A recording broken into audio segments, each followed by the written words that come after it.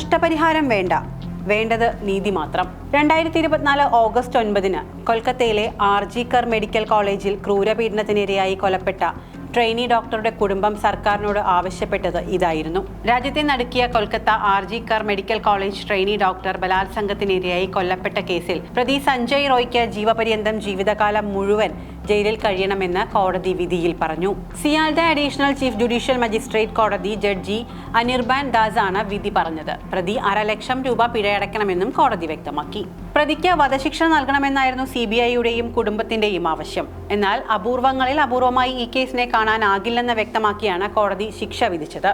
പ്രതിക്കെതിരായ കുറ്റം സംശയാതീതമായി തെളിയിക്കപ്പെട്ടുവെന്ന് വിധിന്യായം വായിക്കവേ കോടതി പറഞ്ഞു. താൻ കുറ്റം ചെയ്തിട്ടില്ലെന്നും നിരപരാധിയാണെന്നും പ്രതി കോടതിയിൽ പറഞ്ഞു. വിധി വായിക്കുന്നതിന് മുൻപ് പ്രതി സഞ്ജയ് റോയ്ക്ക് പറയാനുള്ളത് കോടതി കേട്ടിരുന്നു. ഇതിനുശേഷമാണ് കുറ്റം തെളിയിക്കപ്പെട്ടുവെന്ന് കോടതി വ്യക്തമാക്കിയത്.